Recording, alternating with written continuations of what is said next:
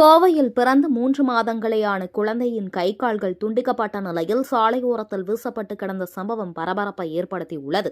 கோவை காளப்பட்டி கோவில்பாளையம் செல்லும் சாலையில் அமைந்துள்ள மாரியம்மன் கோவில் அருகே பிறந்து 3 மாதங்களேயான குழந்தையின் உடல் துண்டிக்கப்பட்ட நிலையில் சாலையோரத்தில் கிடந்துள்ளது.